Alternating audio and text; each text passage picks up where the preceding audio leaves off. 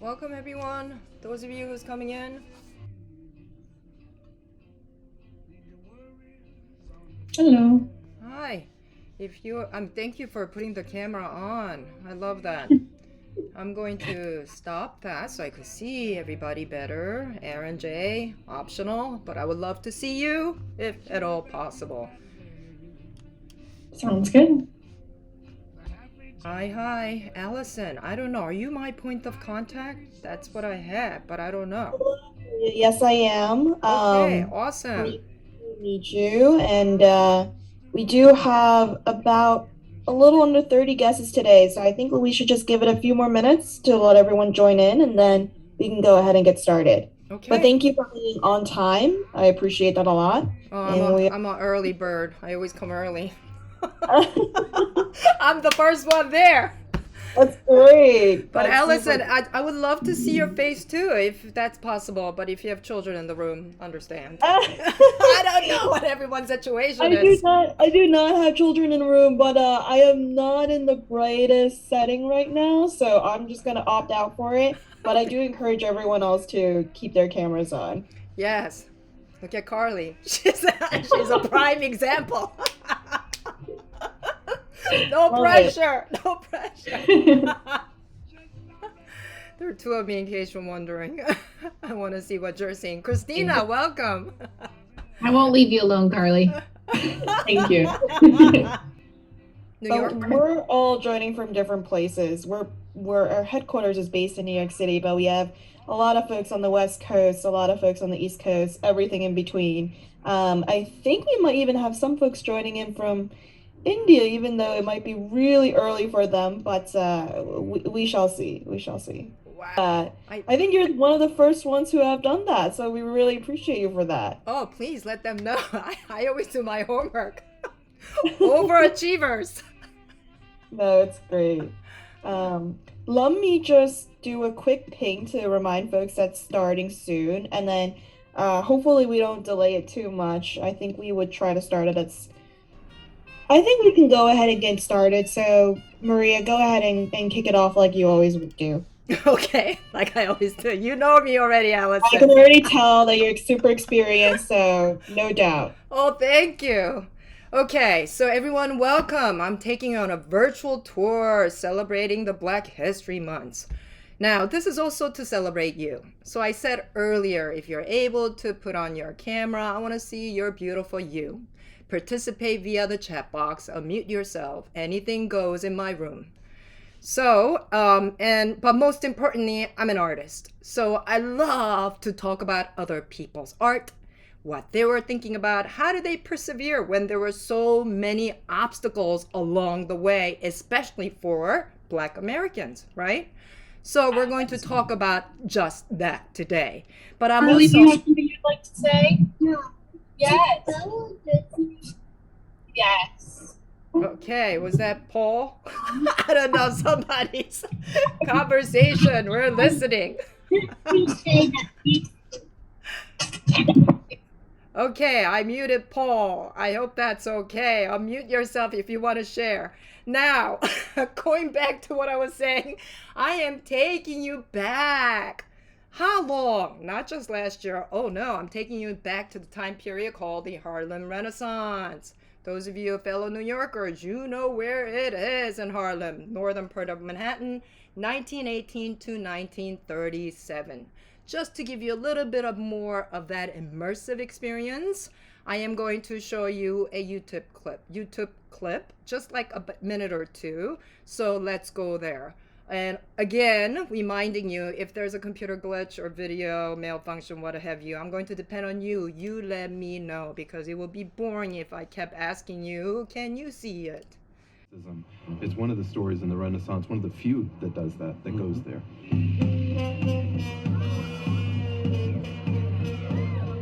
Harlem came to represent a kind of oasis of permissibility. There are things that could go on in Harlem that could not go on elsewhere. Harlem's reputation spread throughout the country. Outsiders were drawn to its clubs and cabarets. Races could mingle here in ways that were illegal in much of the rest of the country. The Harlem Renaissance spotlighted African American artists, both as purveyors of cool and as major contributors to American culture. Ironically, the most sublime of these contributions wasn't widely embraced at the time by the black elite.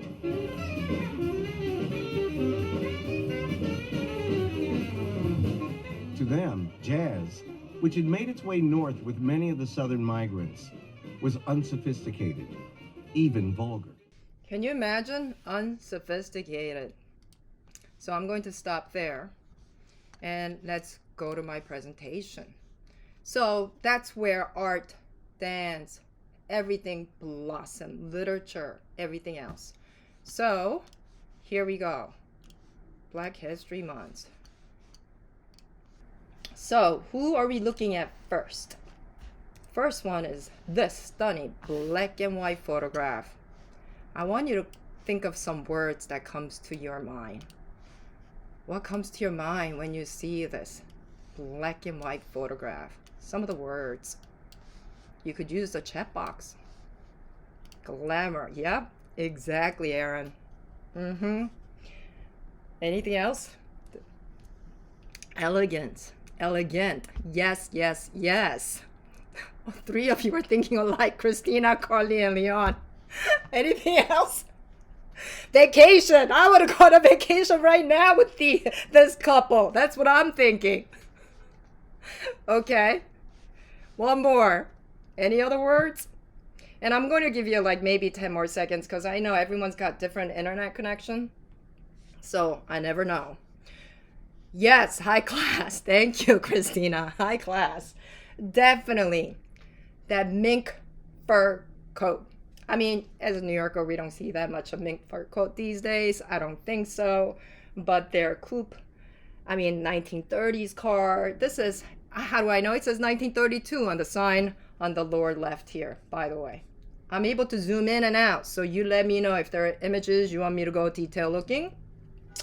So this is the classic brownstone images that we see if you go to Harlem, northern part of Manhattan. Yes, Leon, of course it is. I'm reading your comments in case I say something odd. I'm reading your comments, okay?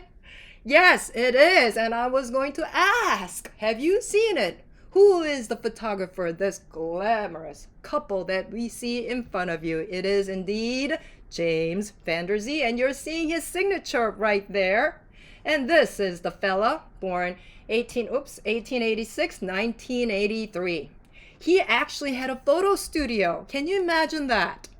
And during the Great Depression, I told you, Harlem Renaissance, 1918, 1937, right in between the Great Depression, he was still doing well. I know, hard to imagine. I actually satellite Googled his address. It says 272 Lenox Avenue. It hasn't changed much. You will be surprised. So this man dressed really well head to toe. He looks distinguished, right? And he certainly was, but he had a talent for that. So let's look at some of his photographs. Here's one. So it's kind of funny to see the backdrop, right? Those are the different type of backdrop that they use. And even the backdrop, it's got that Victorian era, right? He's not placed in like nature background per se, but he's ready. He's ready to go somewhere. Where is he going? How is he dressed? Would you want to dress like him? Some things to think about. Especially those gloves. Like I'm creating stories, scenarios in my mind. I hope you are doing the same thing too. Because with his photographs, you have no other choice but to become a storyteller, right? So in your mind, I want you to create a story for this man. Where is he going? What's he gonna see? What's he gonna do? Who's his date? I want to know, right? So all of those things. And then if I could zoom in, yeah, he's ready. Yeah, you could use the chat box too if you want to add to this photograph. And this is dated right in the middle, beginning 1929 of the Great Depression. And he has no worries in the world. At least in this photograph, he doesn't, right? So let's go to the next one here. Ooh, how about these ladies? Tell me a story about them, please. And those outfits, I wish I was wearing those outfits. Ah, they're all wearing pearl necklaces. Although I'm not a big fan of the pearls, hey, it still looks good. Anything else? Yeah, it's mostly black and white, but it still works. What's working? You tell me. What do you think? Come up with the story, please. Who are these ladies? I mean, no food yet. So they're definitely striking a pose, right? Anything that comes to your mind? Is it just me? The centerpiece, right? Yes. James Van Der Zee. Yes. Anything else, Leon? Anything else? Maybe some sort of club. I don't know. Ladies club? I don't know. I'm not thinking book club, no. I don't know why. I don't feel that way. Anybody else have different thoughts about these ladies? Their hair is perfectly done. Yes, some are smiling, some are maybe not. But is it just me? My eyes. Where does your eyes go? Because there's so many of them.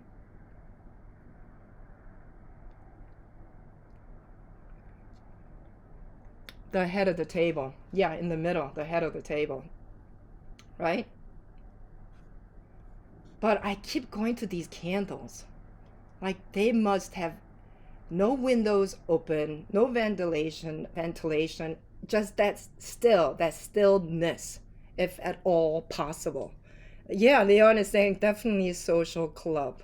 Or, I like that idea better. I'm reading your comments, by the way. Church ladies would not be drinking.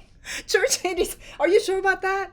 Don't they drink beer or wine? I don't know clearly. I'm not going to church enough. So, like how you feel when, how they group together within the group. Oh, okay. So they're very conscious of each other's well-being or, presence in the room. Okay.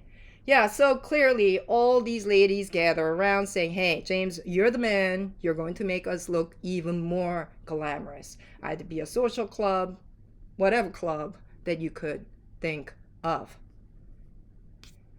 And this is what he actually said. My friends tell me that's a nice picture, but it doesn't look like you. And you know what James Van Der Zee said? He said, that's my style. I wanted to make the camera take what I thought should be there. What's he saying? If he was still alive, I would say he would have invented filters for us to use today. You know how we even have filters on Zoom and Instagram? He is filtering way before technology came about. And that was his main goal. No wonder why everybody wanted to be taken seriously. And if you do, James is the man who's going to do just that. But he does something unusual and something different than just taking a picture as is. Yes, he's making them look good. Way, way too good. It almost makes you feel jealous, as if you're missing out. Let's go to this picture over here on the left first. Look at the outfit. Who are they? Tell me a story about this couple, please. But something else is kind of added on, which is kind of odd. What's the story? What's going on with this couple? Clearly, the outfit is an easy giveaway. Wait a minute here. Aaron's saying they look super young. Yes. But then wait a minute here. Carly's saying double exposure. Yes. So Carly, you're a photographer yourself. So just own it, Carly. Yes. So here it is. Here's a couple, right? Young couple. And is it just me? It looks like they're about to get married, or they are getting married, or they are married, period, right? Because her outfit looks like a wedding dress. And then over here on the left, why did James use this technique? Double exposure, Carly noticed right away. What's going on? What's the story here? Is it a ghost marriage? Ghost image? What is it about it that kind of make you feel, ooh, it's a little eerie, right? What is going on? Ooh, Carly, you already got this photograph. It's the loss. Something is not there, is it? Or do you disagree? You could disagree too, by the way. As much as I said no wrong answer, hey, let's disagree too, because I think that gets more excitement going. From girl to woman. Ooh, Ernesto! So there's transformation taking place from young girl to womanhood. I like that idea. Or a girl with a doll is dreaming of her own wedding. So wait a minute, Christina, are you saying this is an image of a future? Can I say that? So it's, yeah, go ahead. Yeah, I mean, I think he used the ghost to kind of imply that, but he made the future more real by choosing which was the double exposure.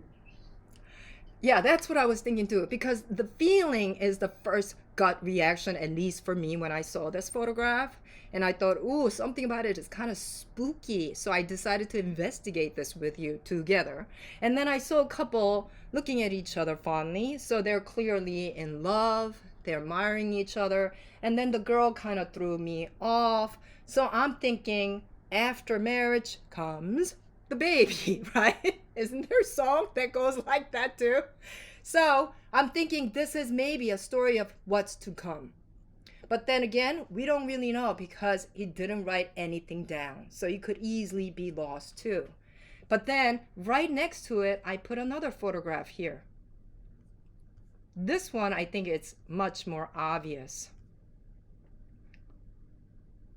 Double exposure again. No children. Instead of children, child is replaced by the flowers. And then, what's the story here? If this wedding couple is potentially a future or lost, here it's definitely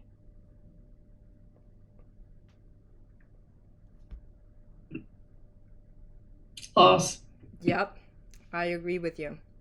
It's the present moment. It's happened. It's happening. So you could also see it from her expression, although his hand is kind of like, I don't know, he didn't do a good job there. He could be technically more detailed and critical with his technique. So it is still interesting to see other experimental stages that he's playing around with for us to kind of invite us to come and explore on your own. Now, so much that, boom, the mat. This is, by the way, my home away from home. The Met invited him to have a solo exhibition, one-man show, 1969. Big deal, right? Huge accomplishment. And by the way, I'm going to do a quick polling with you without the actual launching of the polling, okay? So get ready to use the chat box. Which is the largest art museum in the USA? Not in the world, in the USA. Please use the chat box and answer that for me now, if you can. There are so many, right? There's the Getty, other museums I could think of, Chicago Art Institute. There are so many. Which one you think it is? The art museum in the USA.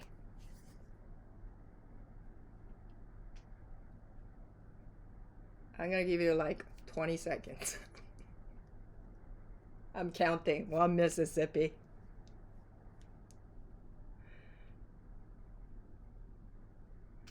Googling it, no cheating allowed, please. I'd rather you get wrong answer than Googling, please. All right, I'm going to share the answer, and you're actually looking at it, but I want to see other people's comment. Yep, some of you got it right. So, it's the Met. It is the Met. And it's interesting. They titled this exhibition Harlem on My Mind. And you would think, oh, he's made it. Yes, indeed, he did. He did make it, but he received tremendous amount of criticism, and the museum, it backfired too. Why? Because the way in which his photographs were displayed, community in Harlem thought it was not accurate enough. The community involvement, capturing the moment and time. But for me as an artist, any criticism is good. Why? You're making other people think. So, hey, he was the man, first Black American artist to be exhibited at the Met. And then, of course, I have to talk about another Harlem Renaissance genius, and that is Augusta Savage. Augusta Savage, she was so talented. She went to the Cooper Union. And those of you who's in New York City with me, it's downtown location, and it's considered the Ivy League for the art, engineering, and architect. Now, how do I know? I actually graduated from the Cooper Union myself, so we are fellow graduates. But having said that, you would think she would be so proud of herself that she was enrolled and she did her job so well. What kind of job? So much that this sculptural bust, portrait of her nephew, got recognized all over the world. That she was given a chance to study overseas in Paris. Full scholarship paid, just like Cooper Union. This is also full scholarship paid. Not anymore, no longer. But it's interesting to see it. And I'm going to show you a different perspective of this portrait bust. Why? Look at the side profile. The way she manipulated his feature, he looks so real, so natural. And this is what worked for them. And look at the year. It was sculpted 1929, 1930. Again, in the middle of the Great Depression. But she titled this Gamin. Right here on the bottom right, Gamin. Any one of you speak French in the room? Or want to try to speak French? Or try it out? No takers? Gamin. Okay, I'll just do it myself. I think it's pronounced gamin. Now, I Google that because I'm thinking, what is that? I don't know that word. And Google said, it's a young boy, child. And I'm thinking, where does that word come from? It's French word. And why did she title that? Because this is what changed her and what got recognized as an artist. And here's the back here. Whenever you come across a sculpture, check out the back, please. Do not just go to the front and move on. Having to work at the Met 20 plus years, let me tell you, you'll be fascinated to see what kind of information it tells you from the back. More. You may find more looking at the back than the front.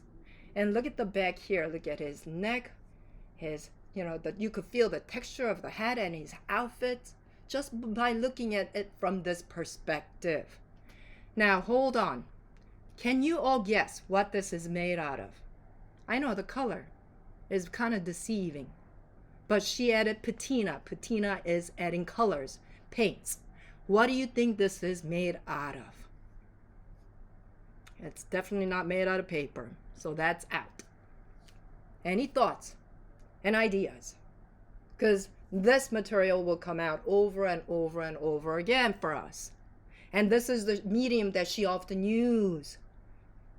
Ooh, some of you writing down what I thought it looked like for me too, but I was totally wrong. Yeah, this is the part, there's a right and wrong answer here, unfortunately.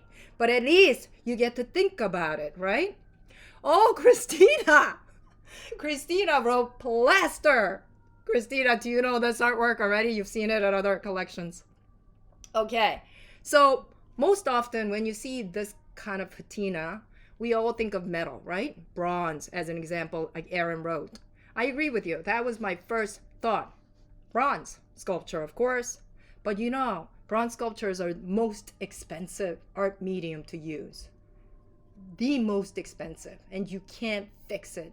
Once it's set in motion, once you have the mold ready to go, so think of an ice cube, right? ready to go. You cannot fix it. It's set. And you have to have fabricators who's going to do the whole entire molding, negative, positive, pouring the metal. It's a whole 9 yards. Very expensive and time consuming. She made this with a plaster. And plaster is easy to manipulate and it dries very quickly. It's very versatile. So this is what changed her. Yeah, and she just added the color as if it looks very heavy, metallic bronze, but it's not. And then it was so much that it was reviewed, the front cover of the local magazine, Opportunity magazine, a journal of Negro life. And look at the year, 1929. It was only 15 cents then, right? But then, this is the part. She's not so sure about the art world anymore. Why? Oh, by the way, just to show you how good she was with her hands. This is another model she decided to explore. And so side profile, yes, and you can see the hair is beautifully up. This is the Gwen Knight right here on the bottom. You can see her high cheekbones and look at the likeness. So realistic, right? But what happened to her? She should have been happy with all of her achievements, but no. Well, this man, I'm going to come back to you about these two. This is what happened. She was denied entry to the art school. Why? Because they found out that she was Black American. This is when she turns her pages and she goes, this is when I'm going to become an activist. And this is what she says. Or maybe somebody else can read this for us. Anyone? I could zoom in here. I think you could see it on your screen, no?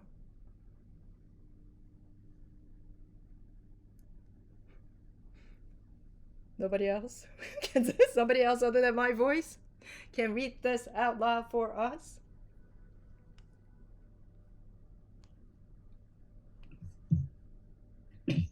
How am I to compete with other American artists if I'm not given the same opportunity? Yeah, exactly. It's easier to just quit, right? And I'm sure this was lingering through her mind all the time. But what can you do? Her scholarship was taken away. The opportunity no longer existed just because of her race. Even if these two gentlemen here, very important, powerful figure in her community, W.B. Du Bois, very important man, director of NAACP, and also incredible writer. And then over here, Marcus Garvey, he had a big giant ego and personality. He wanted to take Black pride back to Africa. He even elected himself as the president of Africa without even consulting with then kings of Africa. Can you imagine? But nevertheless, these people were all powerful figure. They commissioned Augusta to create a portrait bust for them, just like she did with them. So she was on their radar, right? But it didn't happen. Her education kind of stopped, paused because of her race. This is when she thought, you know what? I need to fight more. How did she do that? She became an activist and an educator. She said, this could only be different and alter and change when you educate our future generation. So she did just that. And then just to go back to how powerful Du Bois is, he wrote this book. It's available on Amazon, The Souls of Black Folk. Apparently this is a book to read, to experience what they really went through. And this is what he said. If you want to know the quick summary about that novel that he wrote, could somebody else other than Carly read this for me in red, please? I know we could do it. Somebody else other than Carly? Anyone else? I'll read it. Thank you. All right. In this work, Du Bois proposes that the problem of the 20th century is a problem of the color line. His concepts of life behind the veil of race and the resulting double consciousness, this sense of always looking at oneself through the eyes of others, have become touchstones for thinking about race in America. Yeah, thank you. Yeah, so I think about that too, and that's why it's interesting to hear it out loud, you know? And it lingers within. So all these people in her circle, they're fighting for the same thing, equal opportunity. How do you do it? How do you get it? Well, she had a break. Worlds Art Fair finally gave her a chance. Yes, she did. By the way, it doesn't exist anymore. Again, why? What do you think it's made out of? It's 14 feet high. This is monumental, gigantic, large sculpture. Yes, maybe it was too big. That's why it doesn't exist anymore. No, no, no, no, no. What do you think it's made out of again? Christina, you could guess. She kept doing plaster. Oh, yes, she did. Because she was already expert at it. She knew how to manipulate, how to alter, because she's been doing it for so long. So this monumental sculpture you see in front of you, she made it out of plaster. Of course, it's very delicate and fragile. It's going to be destroyed. But wait. What musical instrument does it remind you of when you see it like this? And what is she added over here towards the end? Can you see it? It's as if something is sticking out and carrying them. Yes, Leon, it's the harp and a hand indeed. Yes. Do you see that? And then, of course, yeah, tall, medium to small. So they're descending in height. And then there's this man here in the front as if he's holding onto like some sort of musical note. But then if you've gone to the church and seen organs, it looks like there's a pedal. They're pushing it down, kind of. So originally I thought, hey, she should have called this the harp because it looks like the harp. But no. The clue lies over here with the hand. Because what is the hand doing? It's lifting them up. And on that note, I'm going to stop this. Why? I want you to hear a song that has to do with that title. Because Augusta Savage says, hey, this is the part I'm going to be an activist. And I want you to think about everything. Why I title certain things the way I do. So here we go.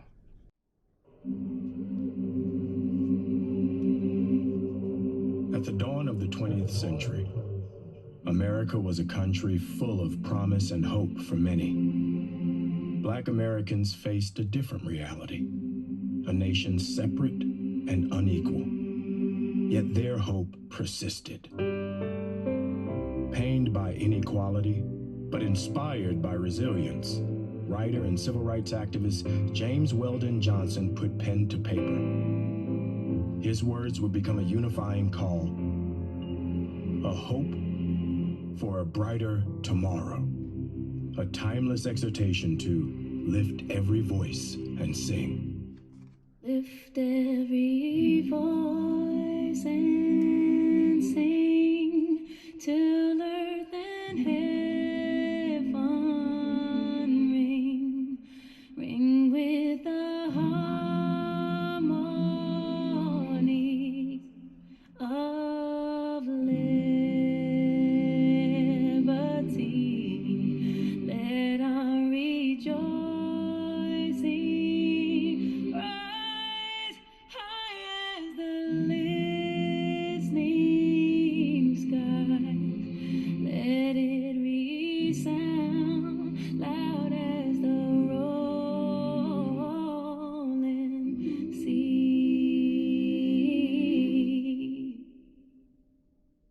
Sing a song full of the faith that the dark past has taught us.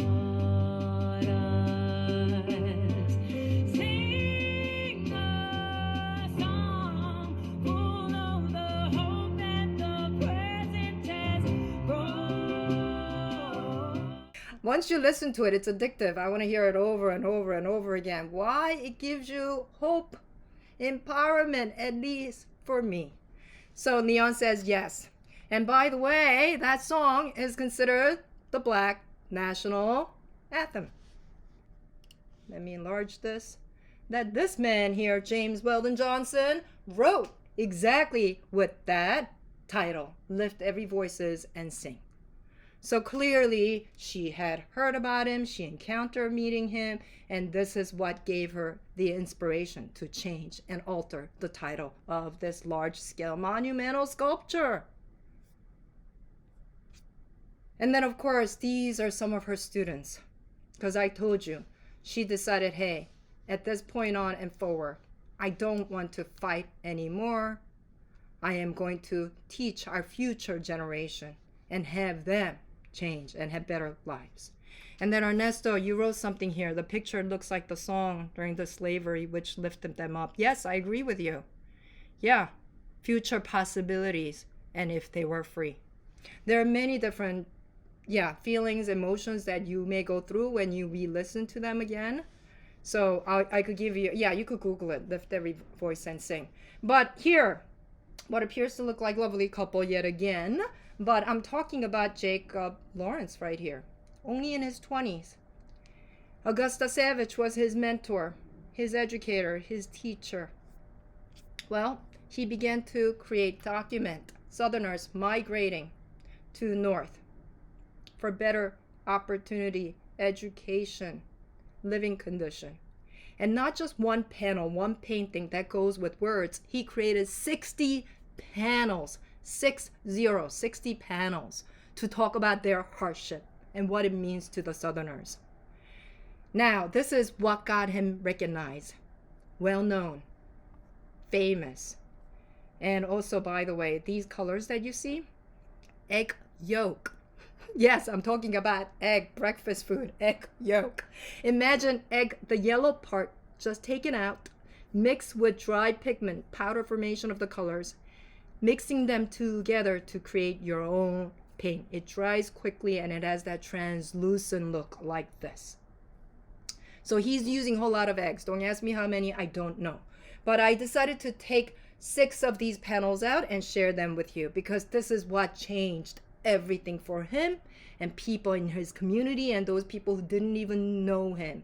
I think largest art collectors of his panel are at the Met and the MoMA, unless I'm mistaken. So here it is. It says food had doubled in price because of war.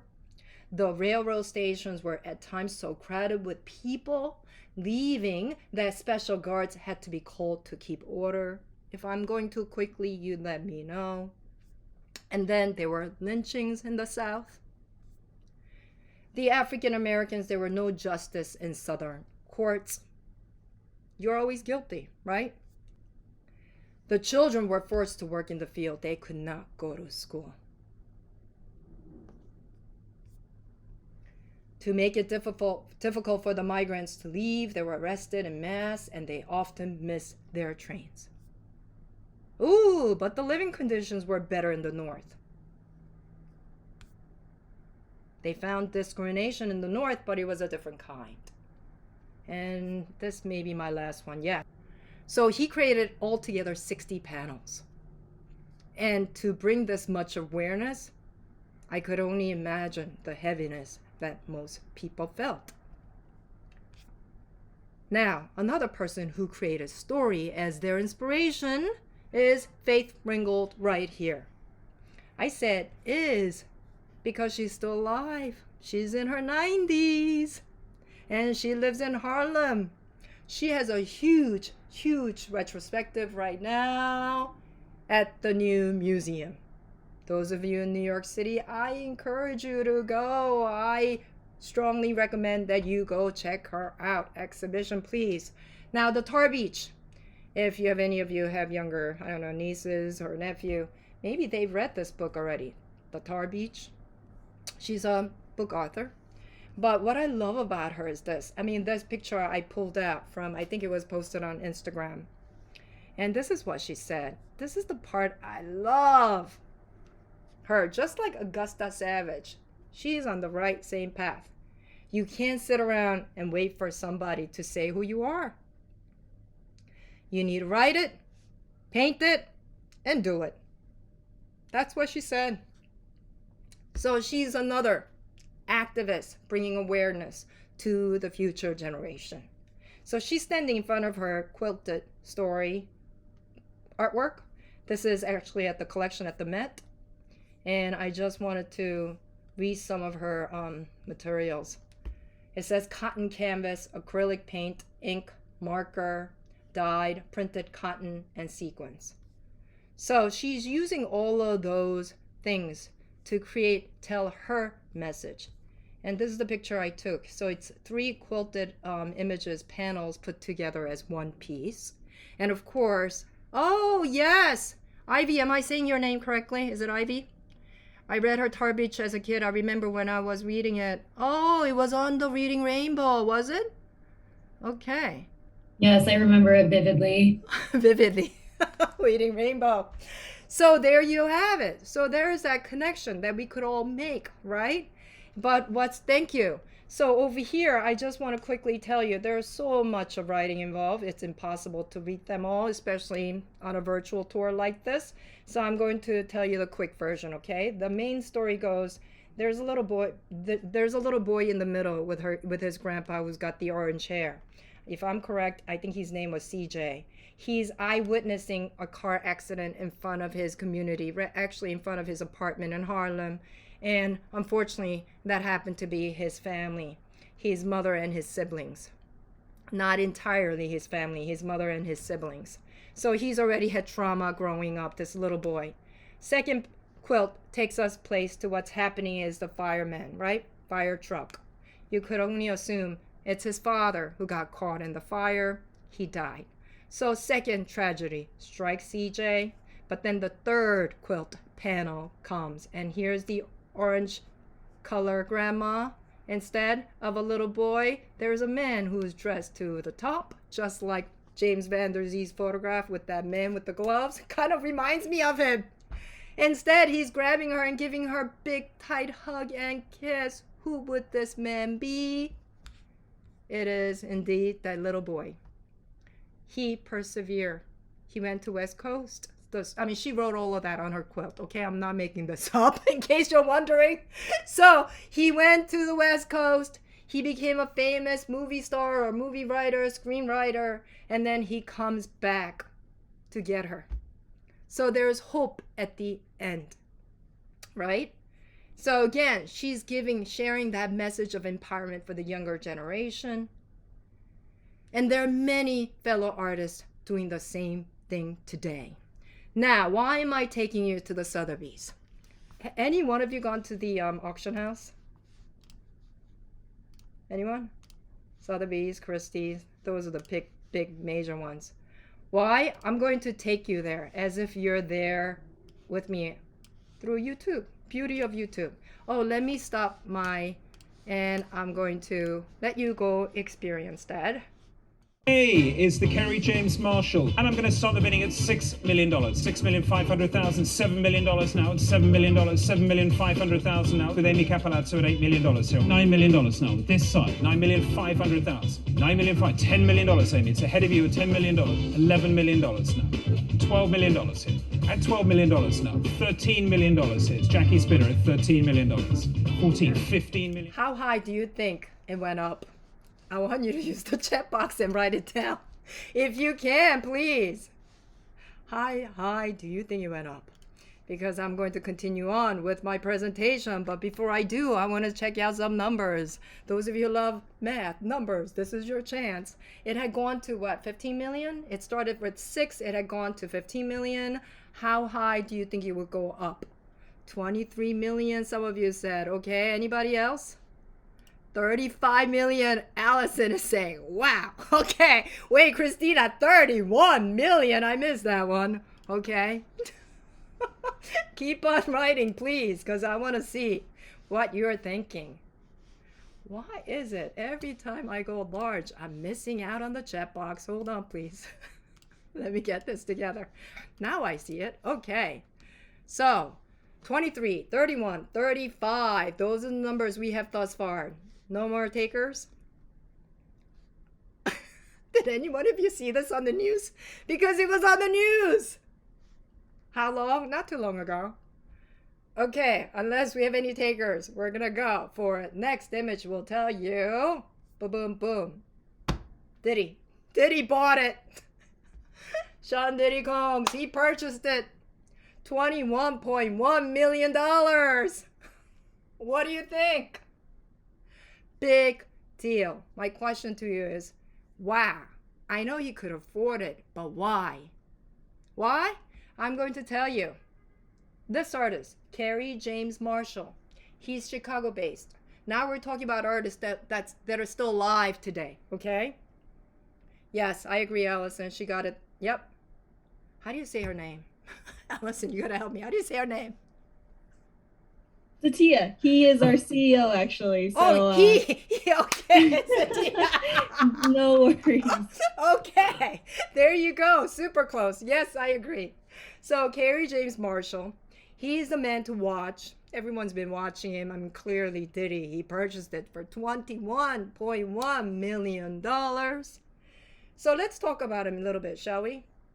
Yeah, something about this picture. Immediately, what comes to your mind? I'm thinking about these borders that seems to be, I don't know, is it broken, not broken? But then if you go really zoom in, he used glitters. Yeah, this is the man who's selling his painting for the millions of dollars, okay? And he's using glitters. What do you think about that? So there's that look like, hey, is this like vacation picture, postcard, like painting? What is it? And yet these people, they're going sailing. Anything else that catches your attention? Anything? You could use the chat box. You could unmute. Say it out loud. Am I zooming in too much? Sparkles. Anything else? I'm reading your comments. What's the weather condition? Those of you who's been to sailing or you know how to sail, what is the weather condition like? And by the way, I don't like those birds, but hey, that's just me. Heading into the storm. Yes, Carly, you got that right. It's a stormy weather. I'm not so sure. We don't even pay attention to the weather, right? Because for me, at least for me, I was paying attention to the borders and the birds. But then the weather condition, I'm not so sure. But then what also caught my attention is this title here. It says Gulf Stream. And I thought, wait a minute here. Ernesto is saying the name of the boat Dreamer. Is the name of the boat Dreamer right here, Ernesto? Or the title here, the Gulf Stream? Well, the Gulf Stream, I'm thinking I've seen that title before. It's actually on the aft of the boat, the very back of the boat. It says something there. I was wondering what the boat's name. Oh, okay. Maybe there's something. Actually, there's something there, Ernesto. I'm going to come back to you. So hold on to that. Thank you for unmuting yourself. So then the Gulf Stream, I'm thinking, wait a minute here. I've seen that before. Boom. Here it is. The Gulf Stream. Painted by another artist named Winslow Homer. 1899. This painting is also very exciting. Why? Because this man, he has no worries in the world. I want to be him all the time. Not to panic. This is how you should be all the time, even if surrounded by sharks. I mean, look at this man. Can we just soak it in a little bit? Even if our time's going by so fast. Look at this man. The way he's positioned. He looks so calm. He looks so relaxed. Yes, Christine. You're ahead of the game. I was thinking that. And then hold on. Look at the weather here. Like Carly said earlier with that first picture, Kerry James Marshall, right? So my question to you is, did the storm already come? Or is it about to come? And there's a clue that you could see right there. What's the verdict? Sharks everywhere. Yeah, I agree with you. But you know, sharks are really not that dangerous, by the way. It's like, I think sharks kill 10 people a year, and I think we probably humans kill more sharks than a year. I really do. I like the flying fish. Oh, okay, Carly, you like the flying fish? Okay. Yes, of course I'm not paying attention to them naturally. Okay, but thank you. So, storm already came. Because we could see things are broken, nets are missing, and maybe that's why he has no worries in the world. And by the way, in case you're wondering, was he a slave? What was he? He's actually surrounded by sugarcane. So if you've been to the Caribbean or Bahamas, those are sugarcane. So Kerry James Marshall has seen this painting, visiting museum like you. And then he's like, I'm going to change that and make it my own. How did he do that? Hey, it has that idea, right? Idea of like at a first quick glance, souvenir, gift. But then there's a deeper meaning. Ernesto, like you were saying, the name of the boat, what does that mean? The Gulf Stream? Something is going on with that. Well, he was channeling. Are you ready? This, can you even make out this HOZK3? Do you see that? I know I zoomed in here, so some of you should be able to see it. Ernesto? You need to move it down. Oh yeah, like this? It's further down to the bottom of the boat. Oh, you want me to go down? Yeah. And then towards the back of the boat. There, Oh, here. Oh my goodness. How did you even see that? Online. Ernesto, that is wild. I didn't even see that all this time I was doing the presentation. Well, guess what? He was channeling transatlantic slaves. Name of these boats. Yep. Wait a minute, Allison. Are you saying he's your security? Oh my gosh! Everyone's skills coming out visually. This is fascinating. I love this. Yes, he was channeling transatlantic slave. So, and actually, there is a great website. It's called aslavevoyage.org. If you're interested. It gives you a 3D animation of how slaves really, were traveling. Well, they're not even really considered traveling. Packed up together like a can of sardines, 292 slaves packed together in this manner. So it's a really somber, heavy note. And Kerry James Marshall was channeling all of that, what appears to look like a souvenir postcard. So, of course, Jean Diricombe, he decided, hey, he's worthy of my investment. And he did. But here's another thing. Kerry James Marshall do not look like this, and yet he titled this self-portrait. What stands out to you about this self-portrait? Black background. His color skin completely charcoal black, and yet what do you see in front of you? Or what pops out?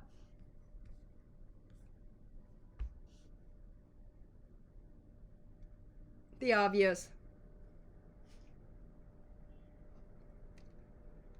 He's not a 7-year-old. He's missing a... Yep. And then what else? Oh, that's the black tooth. Ah! I was going to say he was missing, but actually that's the black tooth. And then his eyes, right? So, it's interesting why Kerry James Marshall, who's doing really well, creating himself image like this. He was reading this book here. I know it says it in Spanish, but there were many books translated because it was so popular. Invisible Man by Ralph Ellison. Many artists to this day, especially Black Africans, Black Americans, are using his book, his novel, for their inspiration for their artwork. And this is the main point of his book, if you wanted to see it. Could somebody read this for me? Oops, hold on. I'll read it. Thank you, Ernesto. Okay, no problem. I am a man of substance, of flesh and bone, fiber and liquids, and I might even be said to possess a mind. I am invisible, understand, simply because people refuse to see me. Like the bodiless heads you see sometimes in the circus sideshow, it is as though I have been surrounded by mirrors of hard, distorting glass. When they approach me, they see only my surroundings, themselves, or figments of their imagination. Thank you, Ernesto. So this is the passage that hit home for Kerry James Marshall. So after reading it, naturally he was inspired. He did it in his own take, but adding a little bit of humor or eeriness. Boom. We know this painting so well. He's all over the media. I'm not talking about the President Obama. I'm talking about the artist who made this painting. Do we know? Aldi? Kahinde Wiley. Yes. Candid Wiley right here. He likes to strike a pose like the Napoleons or 17th, 16th century, emperors. And he creates power, that authority. So he wanted to represent power. But then he did it this way, surrounding him with beautiful nature. What do you think? Does it work? Think about that, because everyone's in love with him, Wiley, right now, and he's doing great. Another one that's doing great. Now, I'm sensitive to time. I know I said to earlier, Allison, I asked earlier, can you stay a little longer, or do some of you have to go exactly on the dot? This is a time, if you have to go, we could say goodbye and thank you so much. But those of you who could stay a little bit longer, just 5 more minutes, and then I could finish my presentation. Up to you. Yes? Those of you in the room, I'm just going to carry on. Otherwise, other people, thank you, thank you, thank you. And then, this is my last artist I thought we'd talk about together. This is an exhibition that I missed in New York City, and I really wish I had seen it. I was traveling and I didn't have a chance. And this is Carol Walker. Why she's significant? Not only because she lives in Brooklyn, she's a New Yorker now. Here's the thing, she's a MacArthur Fellow. You know what that means? No strings attached. Genius grant. No strings attached. Oh, Ivy, you've seen it. Lucky you. I missed out on this one. So Ivy, you gotta help me out here. Hold on. So here's the thing. MacArthur Fellow. That means no strings attached. They give you over $640,000. You could do whatever you want with that money. What do you think? Amazing. And she's one of them. So here she is asked to create installation piece for the sugar domino factory that's already destroyed, and they're building condominiums now, overlooking beautiful Manhattan view in Brooklyn. Now, she's known to do these cutouts. Okay, you see the cutout surrounding her. That's the portrait of her. And she said, I'm going to channel what comes to her mind. Take you to make-believe Egypt. Monumental, gigantic sculpture of Sphinx. What is Sphinx? Normally, they're the guardians of the dead. They're also powerful, mythological figure, right? But one thing, and they're all covered in sugar, molasses. Now, Ivy, this is the part I need your help here. I was not there. What did it smell like?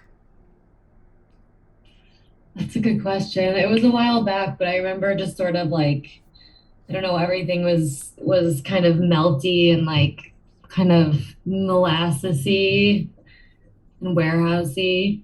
Yep, look at this. It's melting. Thank you, Ivy. You're right. It's all melting. Because over time, they were melting. It's made out of sugar. Of course they're going to melt. And when you're melting, right, it just becomes deformed.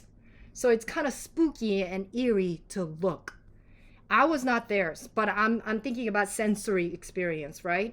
Like sugar, we've all smelled syrup in the past. So she's channeling all the mothers in the world, especially stereotypical mother, like Aunt Jemima, the pancake syrup that's no longer used today for marketing, right?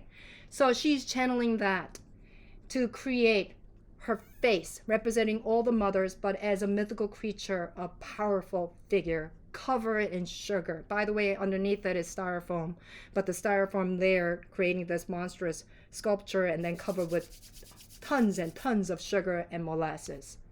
So she titled this Subtlety. I had to look that up also. I'm thinking, what is that word? Well, the story has it. During the medieval time, subtlety was considered delicacy for the wealthy, powerful people. Look at them as their sugar dessert. It's all made out of sugar. At the end of the evening, you're invited to a fancy event. The host will take out sugar dessert that looks like this, and you could eat them. And that's your power and wealth, and these are called the subtlety. So Carol Walker, she's using all of these research materials together to rechannel and include into her history, her past, because sugar, plantation, Who harvested them? How did the molasses get made? Byproduct of sugar, right? Sugar cane. Who's working in those factories? Maybe child labor, slaves. So she was channeling all of that to create her story that she was commissioned to make at the Domino Sugar Factory. Any surprise? This is where we end our presentation. Exactly 5 minutes, as I said to you. Any thoughts? Any surprises? And this is the time for me to read any comments, if you have any. None? Yes? I mean, there are so many more I had to take out because of our time limitation. But I want to say thank you. You guys were lovely. Very educational. Oh, I learned from you guys too. That black tooth. Oh my goodness. I thought it was a missing tooth. I don't think you can take my interpretation. I know very little about art, but this session was definitely very informative, very educational, just like how everyone mentioned. So thank you so much, Maria, Thank you. for giving this. I think we definitely learned a lot. Come back for more. Pleasure. It's a Thank you. All right. Thank you so much. Thank you, everyone. Take care. Thank you. Have a good Bye. night. Thank you. Bye.